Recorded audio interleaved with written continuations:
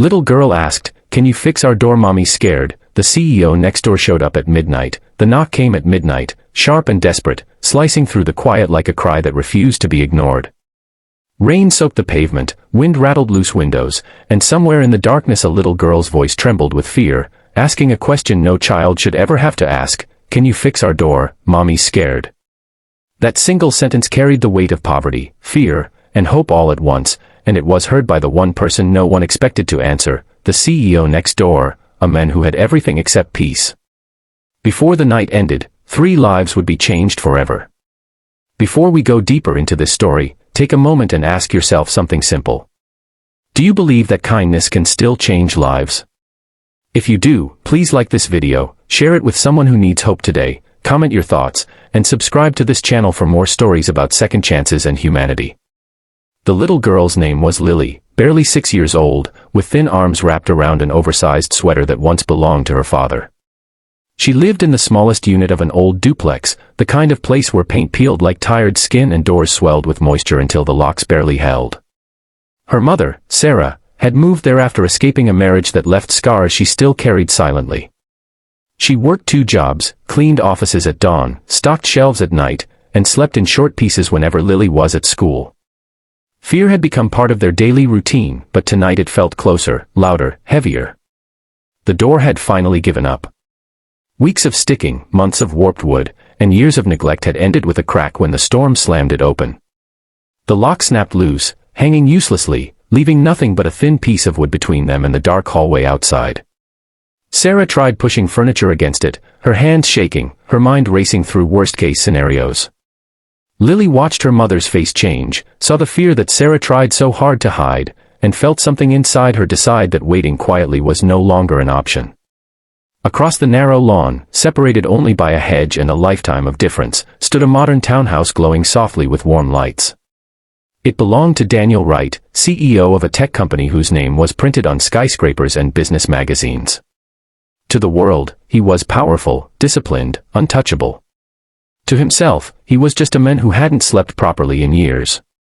He worked late even at home, drowning himself in spreadsheets and strategy to avoid the silence that followed him everywhere. Daniel's success had cost him things he never talked about. A marriage that collapsed under ambition. A daughter he lost custody of and barely saw anymore. A house that felt more like a hotel than a home. He lived next door for months without knowing the names of his neighbors. Walls and wealth made it easy to forget other people existed. That night, Daniel was awake, staring at a screen without seeing it, when he heard the knock. At first, he assumed it was part of the storm, but then came the sound again, smaller this time, hesitant. When he opened the door, the sight stopped him cold. A soaking wet little girl stood there, hair plastered to her face, eyes wide, holding herself together with pure courage. She didn't cry. She didn't scream. She simply asked if he could fix their door because her mommy was scared. Something inside Daniel cracked open. Not loudly, not dramatically, but enough to let air in where there had only been pressure for years. He grabbed a coat, a flashlight, and followed Lily without asking questions, his heart pounding harder with every step toward the old duplex. Inside, the apartment smelled of damp carpet and cold air. Sarah stood frozen, ready to apologize, ready to beg, ready to be turned away. But Daniel didn't see an inconvenience. He saw exhaustion carved into a young woman's face, the kind that comes from carrying too much alone. He saw a child trying to be brave for her mother. And he saw a problem that could be fixed, at least for tonight. He worked quietly, methodically, his hands remembering things his mind had forgotten, how to help without expecting anything back. He reinforced the frame, adjusted the hinges, improvised a temporary lock using tools from his car. The storm raged outside, but inside, something shifted. The door closed with a solid sound, firm and reliable. For the first time that night, Sarah breathed. Daniel didn't leave right away. He made sure the lock held, checked the windows, and even brought over a spare heater when he noticed the apartment's cold. No speeches. No promises. Just presence.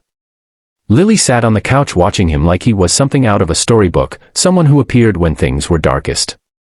Over the following days, Daniel found himself thinking about that night more than any board meeting or stock price. He noticed things he had ignored before. The broken steps leading to the duplex. The flickering hallway light. The way Sarah left early and returned late, always tired, always polite.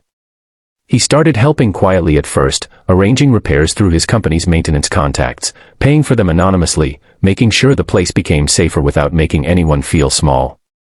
But kindness has a way of demanding honesty eventually. Sarah found out who Daniel was, and embarrassment washed over her like a second storm. She tried to refuse help, insisting she didn't want charity. Daniel listened. He understood pride, understood how help could feel like a reminder of failure. So he changed his approach. He offered opportunities instead of handouts. Sarah had once studied accounting before life derailed her plans.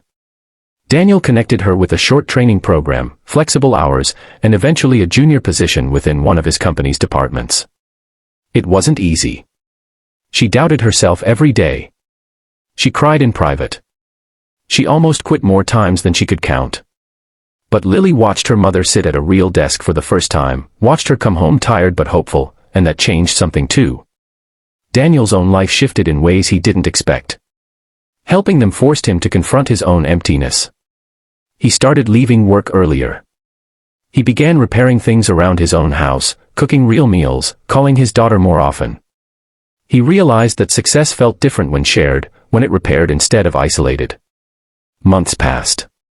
The duplex looked brighter. The door was solid, painted fresh, no longer a symbol of fear. Lily laughed more, slept better, and stopped flinching at loud noises. Sarah stood taller, spoke with more confidence, and slowly let go of the shame that had wrapped around her for years. One evening, long after the storm had become a memory, Daniel sat alone and thought about that knock again. How close he had come to ignoring it.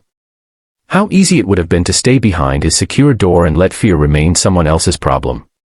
He realized that night hadn't just fixed a broken door. It had fixed something in him that money never could. Just before the end of this story, we want to hear from you. Please comment below with one word that describes how this story made you feel. Your words matter more than you know.